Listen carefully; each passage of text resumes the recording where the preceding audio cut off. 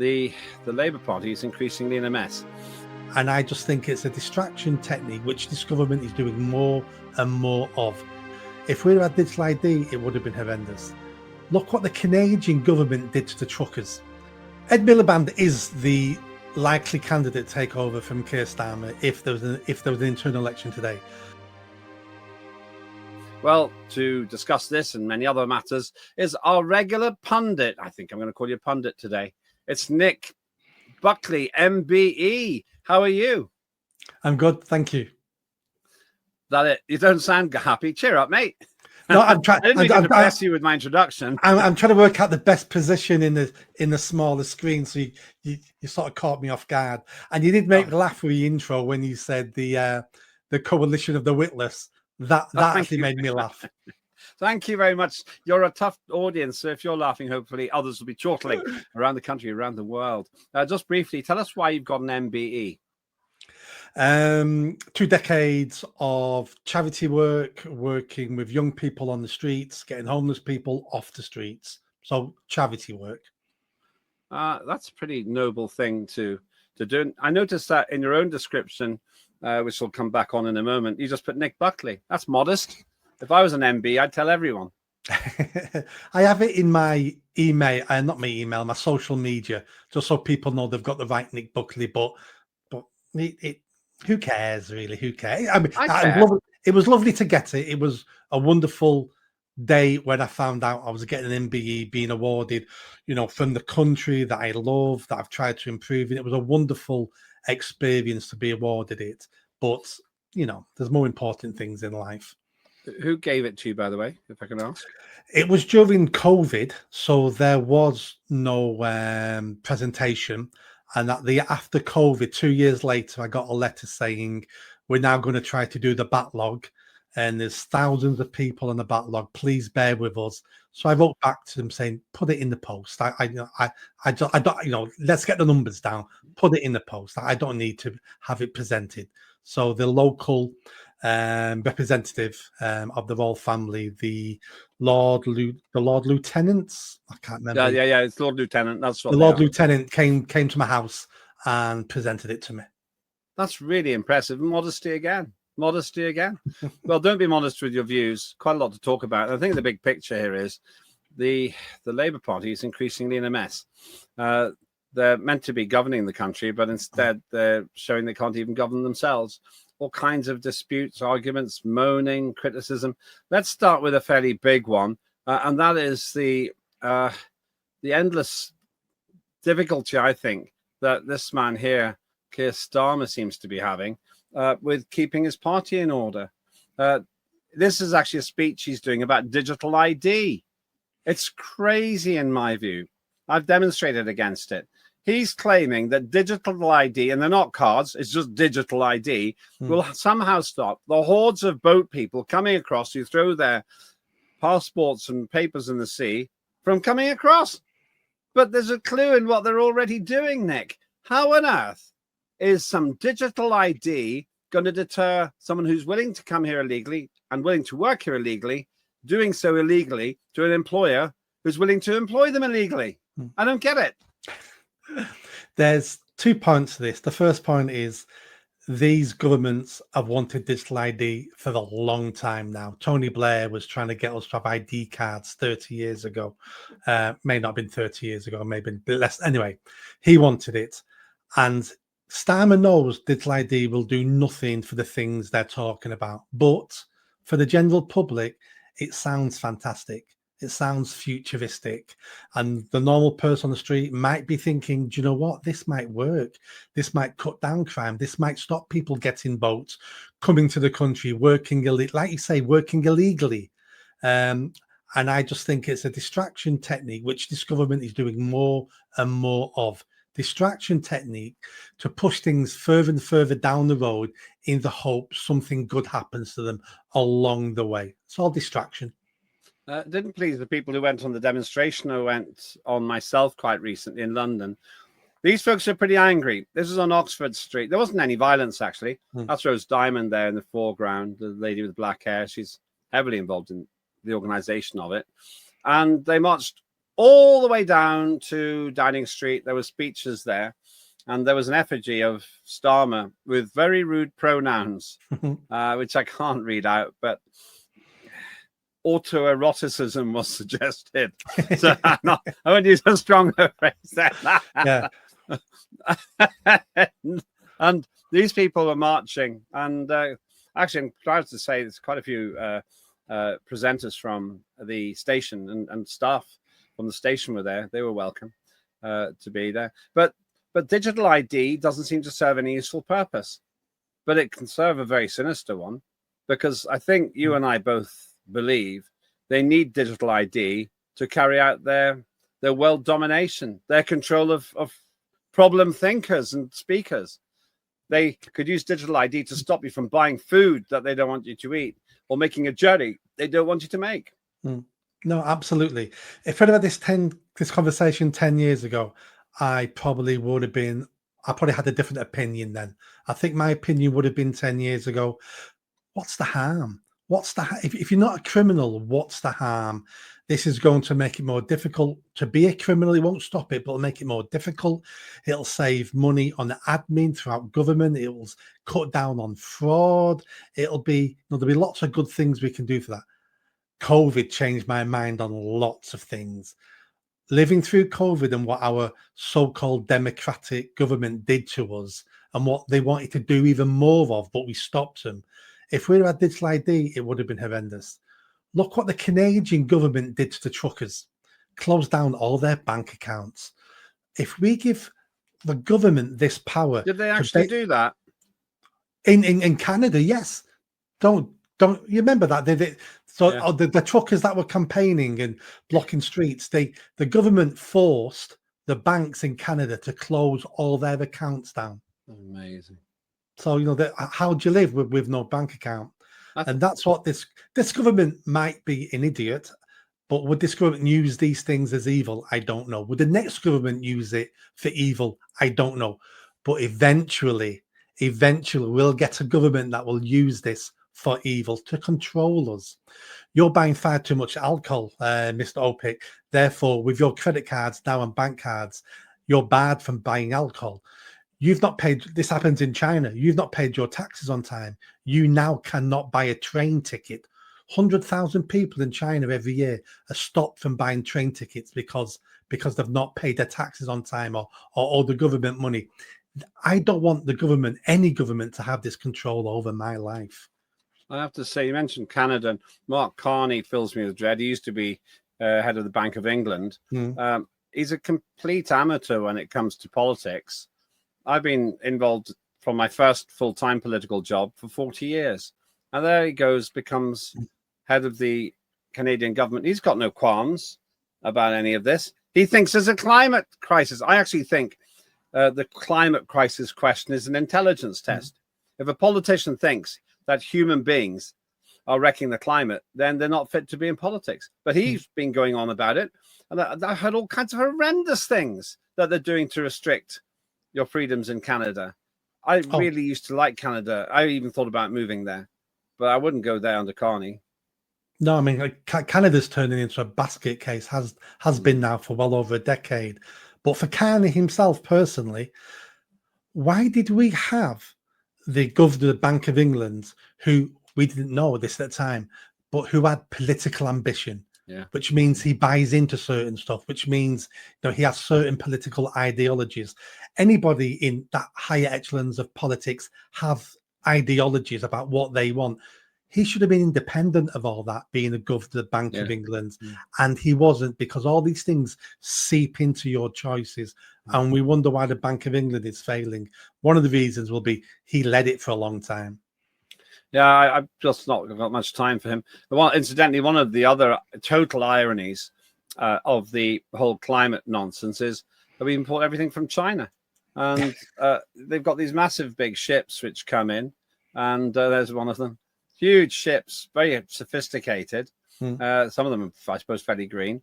But then they travel like 7,000 nautical miles with their crew on this one. It's stunning. And that's just extraordinary when you see that. Yeah, but the answer to that really is That's not Canada's problem. That's not Canada's pollution. That's China's pollution. Yeah. As Canada, as the UK, we're amazing, amazing country. We're amazing people who care about the planet. We might buy stuff from China and have it sent over by boat, but that's all China's pollution. Yeah, that's The the thing. hypocrisy is stupid. That's right. All those massive ships there, all the CO2 just floats back to China, I suppose. Yeah. It's just ridiculous, this whole thing. But once again, we've got Ed Miliband. I won't dwell on him. We've talked about him quite a lot recently on the station. Ed Miliband, who apparently, according to some of the other commentators, is tipped to be the most likely person to take over from Keir Starmer if and when he goes down. I actually want to see that. I actually want to see that for one simple reason. It just guarantees they're going to be absolutely stuffed at the next election. It was actually, it was a politician who said that to me. And he says that insider trading is to elect Ed Miliband as the leader.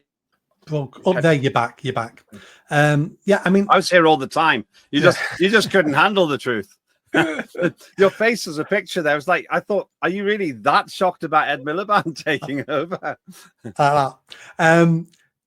Ed Miliband is the likely candidate to take over from Keir Starmer if there was an internal election today. But don't forget, this isn't the public voting on this. This is the MPs selecting, and then it goes out to the party members, I believe. So, but inside that party, the far left, the ecos, the Islamists, they're looking for someone like him. They're not looking for Mr. Sensible. They're looking for Mr. Far Left, and he fits that. And he's only number one contender now because Angela Rayner at this moment has messed the chances up. But she'll be back this time next year. She'll be back as a political force within the party. It's unlikely that this man is going to be contending. David Lammy on Mastermind, a show I did myself. I got 21 points actually overall. I came second. No, Lammy's score wasn't quite as high. I never ceased to celebrate the fact that he said that the king who came after Henry VIII was, do you know Henry what he said? Yeah, Henry VII, and that the blue cheese associated with port was red Leicester. So I don't think he's going to be a contender. I can't wait to see him every time he has to stand in for Keir Starmer. But there is a chance he could be Prime Minister, and this is the scenario.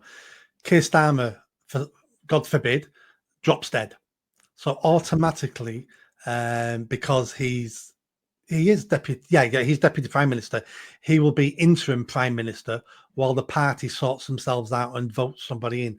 As the interim prime minister, he'll have power, he'll have influence, he'll be able to start talking to the MPs about, pick me, you can have this, you can have that. I'm just a black man. If you don't vote for me, that means you're racist. He won't be the number one contender, but if he's already in position, he will be a contender.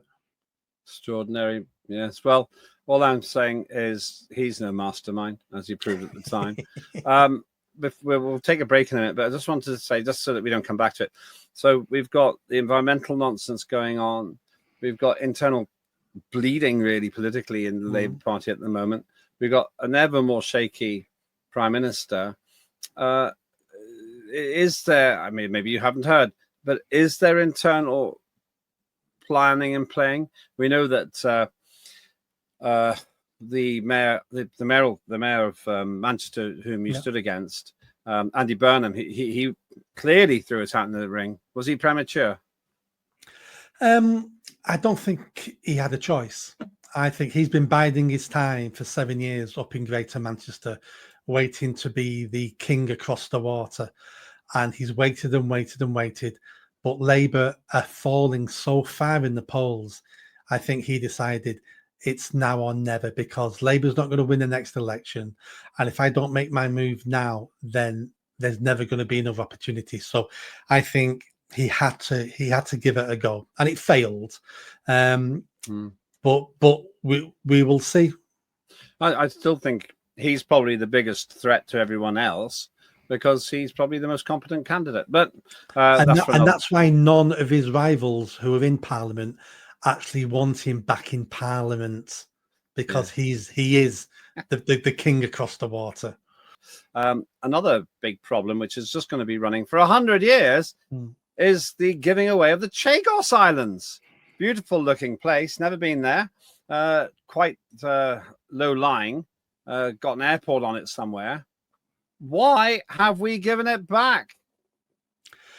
Because this Labour government have bought into the woke agenda of us being a former colonial power who need to repay our sins of going around the world and taking law and order and technology and inventions and medicines. So they want to punish us for that. So they see these islands as a way of getting rid of them, and that's going to cleanse us slightly of our historical colonialism. It's a load of rubbish.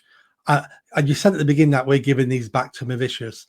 Correct me if I'm wrong, but my understanding is Mauritius have never owned these islands.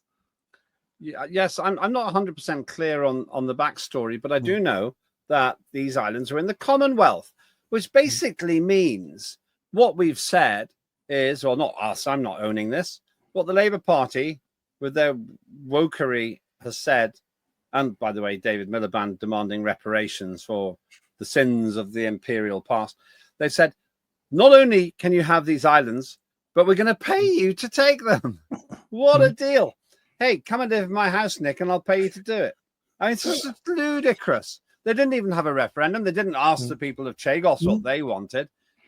From every angle, this is political insanity. And it's basically saying to the 60 or whatever members of the Commonwealth, if you don't like being in the Commonwealth anymore and you want to quit, we'll help you and we'll pay you. And if they're going to give £30 billion to this collection of islands, what would they give Australia? A few trillion? It's just insane. Unbelievable. I think you hit one of the points on the head there. The people of these islands have not even been consulted about this. Now, if the people of these islands decided, do you know what, we want to break away from being connected to the UK, we want to go it alone, or we want to join Mauritius because we're quite close by and it makes sense, then I still wouldn't be for it, but I could understand it, because people need to have some control of their own destiny. What we're doing with these islands and what we're doing with these people is we're saying, we don't want you. You're a hindrance for whatever reason. We don't want you. We're not going to listen to you. Your concerns are not our concerns. We're going to get rid of you like we do rubbish. It's very insulting for these people. Yeah, it's tragic. And as I say, quite literally, they set a precedent. What about Gibraltar says we want to leave as well? And the Falkland Islands, we want to join Argentina. Now we have to send Lamy down there with a bag full of reparations and some Argentinian phrase books. It's just unbelievable. But then maybe we shouldn't be surprised. One of my tweets this week, and actually one of our producers as well put it out, was the difference between artificial intelligence and David Lamy is that artificial intelligence is better than none at all. I mean, it's just unbelievable. I know it's a bit harsh, really, but let's not forget he was the guy who said that a man could grow a cervix. He said that, didn't he? Yeah, he did. He did. Yeah. Britain's new Deputy Prime Minister, David Cervix Lamy. Yeah. And how can he say stuff like that? If he doesn't know, he shouldn't talk. Well, at the time, he thought it was true because someone told him. So he thought it was actually true. So he said it. But is that stupid to believe someone to say this sort of thing in the first place? Yeah. And then going back to the Chagos Islands, let's talk about the most important thing about these islands. It's their position in the Indian Ocean. If there's a war with China or that part of the world, we've got a huge military base on there that Americans use as well. That is so important if we're going to ever have a war with China and things like that down that side. And we're giving that away. I know we're going to rent it back, but we can rent it back. But if we don't own it, they can always kick us out at any time they want. It's crazy. It's not just that, though. Well, it goes forward. Three things will happen. Number one, we'll lose. Number two, we won't be able to buy anything because they make everything. And number three, if you consider the change in the world, a lot of it will be against us and for China. because we haven't exactly done a great job with the current administration. Maybe the next government will be more internationally respected, but at the moment, who would come to Britain's aid? People out of pity, maybe. I'm not sure if we get a better deal than Zelensky is in terms of Trump. But that's not the only war that is going on. The war much closer to home. I'm sure, well, in fact, you're the person who told me about it, that at the time of the broadcast, Jess Phillips, who is a senior minister, lost her temper in the House of Commons because somebody had the audacity to criticize her and what she was doing. Just give us the introduction, then we'll watch a little clip of Jess Phillips losing it in Parliament. Yeah, so Jess Phillips, Labour MP, she's the Minister for Safeguarding Women and Girls. So again, safeguarding women and girls. She's the one who's supposed to be launching a national inquiry, an investigation basically into the cover-up of the grooming gangs. We want them to look at MPs, councillors, police, council managers. And ever since they've announced it, and 5 months ago, they don't even have a chair yet for the committee. They've not even published the aims and objectives of the investigation. But they've got some victims of the grooming gangs on board, and 3 of them have resigned over the last 48 hours. The whole thing is collapsing in front of her, and she was asked some questions in Parliament today, and she lost it. Why is it collapsing? Why did these people resign? I've heard statements of 2 of the former victims, and they basically were saying it's not going to deliver what I want it to deliver. It's a cover-up, it's a sham, it's failing. They're broadening what it should be looking into.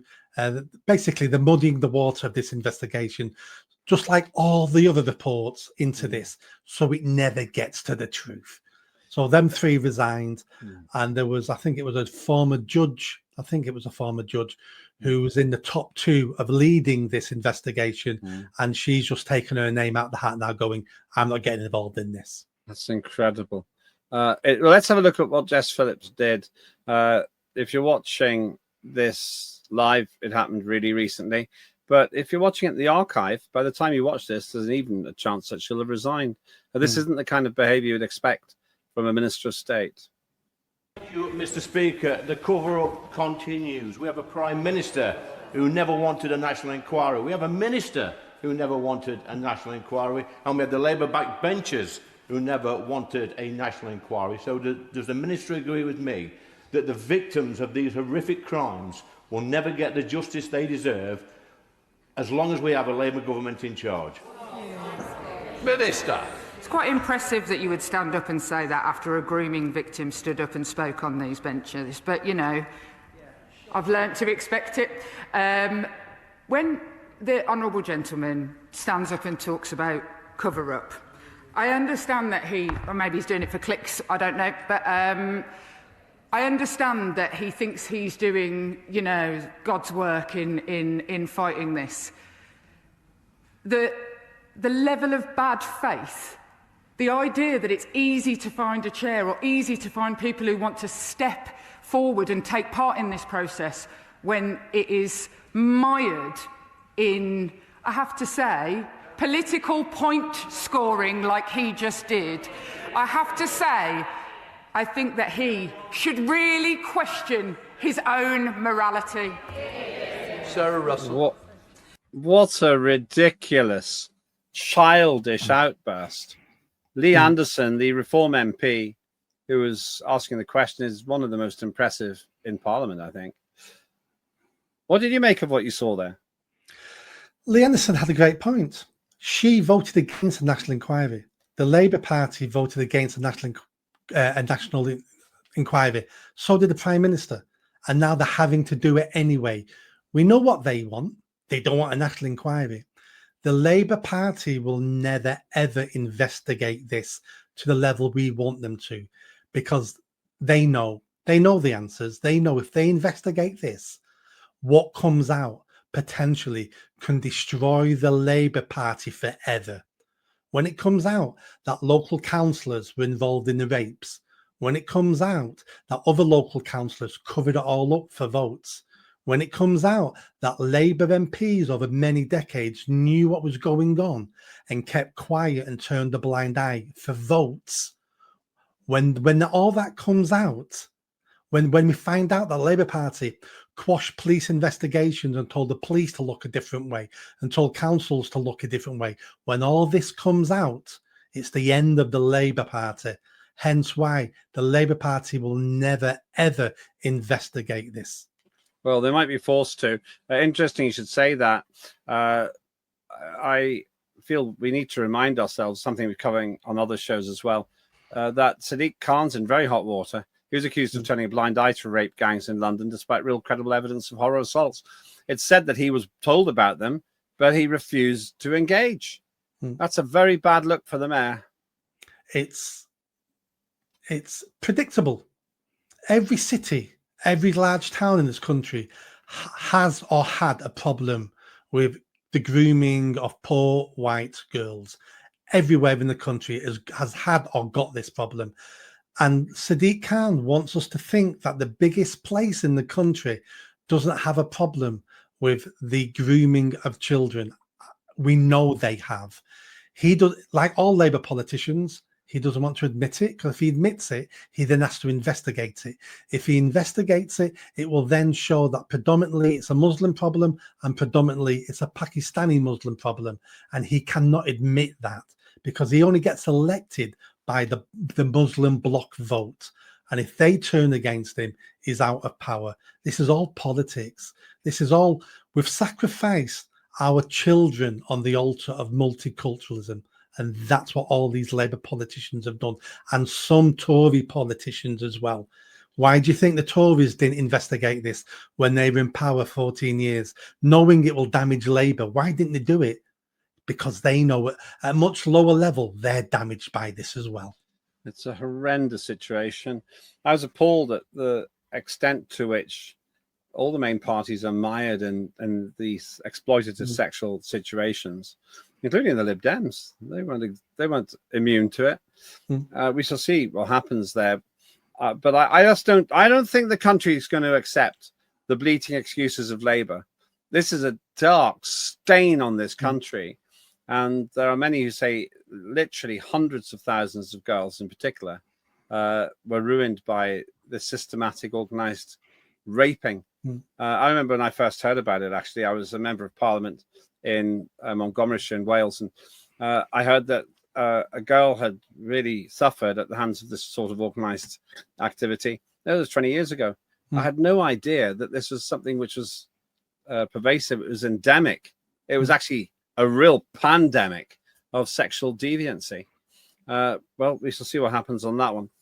One other subject I want to cover before we finish, and this is one which could almost be out of date even while we're talking, and that is the difficulty that Prince Andrew finds himself in, if indeed he still is a prince when viewers are watching this, because he's got himself into such hot water again due to exploitative sexual practices, or specifically allegations that he was involved in them. I think under very strange circumstances, his accuser, Virginia Giuffre, died. We keep being told that that woman in the picture committed suicide, even though she said, if I die, it's not suicide. That's actually what was quite clearly stated by her before her death. And then she nearly died, and then got better, and then she died. Completely died. I'm wondering if there's any long-term damage to the royal family. As I say, there's no point going on a blow-by-blow account, because this is such a fast-moving story. Because of Giuffre's posthumous biography, Nobody's Girl, just published, that things could have changed already. But I just don't understand why Prince Andrew thought he was going to get away with all this. Maybe because he has for 20 years. Yeah. And don't forget, he's a prince. You know, he's in line, he is in the line to be King of England if the things happen to his relatives. And he's been raised in that bubble where he's a Prince of England, Prince of, Great Britain. Several things that get me with this. First of all, he was friends with Epstein, who turned out to be not only a horrendous paedophile, but a trafficker as well. Up to Epstein being arrested, you can't blame Prince Andrew for being friends with him, because you can't you can't blame someone for who they're friends with when they don't know.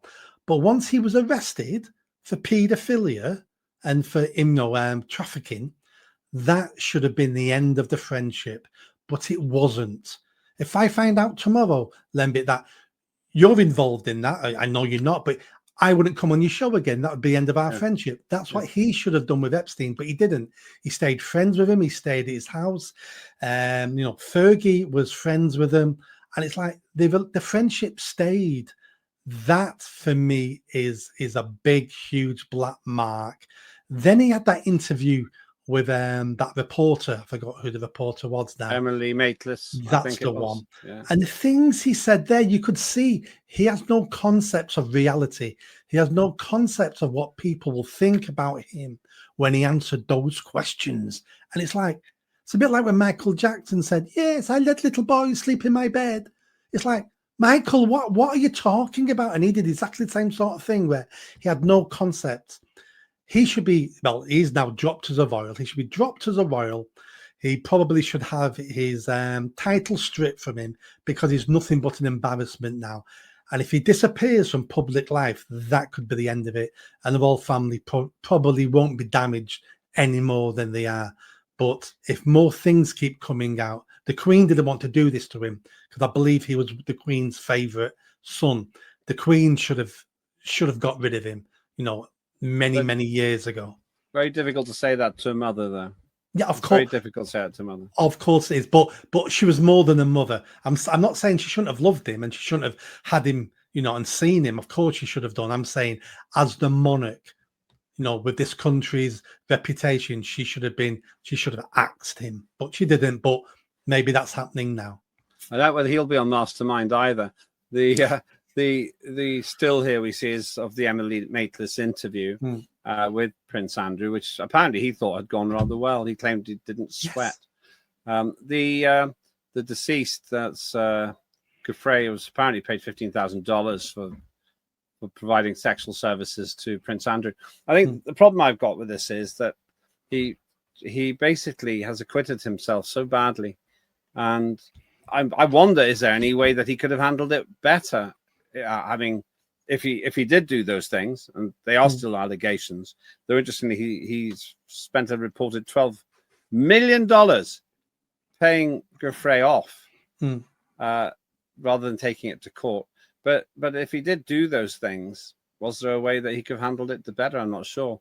Oh, absolutely. He should have cut his friendship off when Epstein was arrested for paedophilia. How a royal wasn't forced to end that friendship. The Queen must have known about it. The royal security, everyone knew he was friends with him, staying at his house. That should have been, if he cut that friendship then, he could have said, I didn't know what was going on. I didn't know any of this. But once I found out he wasn't the man I thought he was, that's unacceptable, and I'm not friends with that man anymore. Well, he did actually. In fact, we do know that he did successfully draw a line under it when he said he'd done those things. His problem is he didn't. In fact, he carried on his friendship and even said, we'll play again soon or something like that, indicating the full intention of seeing Epstein again. So lots of troubles there. Is there any reason to be cheerful in Britain at the moment? No, not when we're talking about child sex exploitation, especially the way we're talking about it now. It's the royal family, 50 years of the Pakistani Muslim grooming gangs. We're seeing it every day. We're seeing children. There was a 10-year-old girl raped by a migrant in Dublin yesterday. And we're looking what's happening in our country and our neighbours with our children. We've got girls cutting their breasts off. We've got boys thinking they're girls. And what we're doing to our children through poor mental health, through the rubbish we're teaching them, through the obesity epidemic we've got with young people. Young people now are opting out of life and not getting jobs when they leave school and just living off the parent. Everything we're doing is killing our young people. And a nation can't survive the way we're treating our young people. Well, on that cheery note, thanks for coming on, Nick. And the reality has to be discussed, and that's what we do here. Hope I haven't depressed you too much. If you are unhappy, think about getting involved in politics. I'm not going to prescribe who with or how, but you can moan, you can get depressed, or you can stand up to be counted.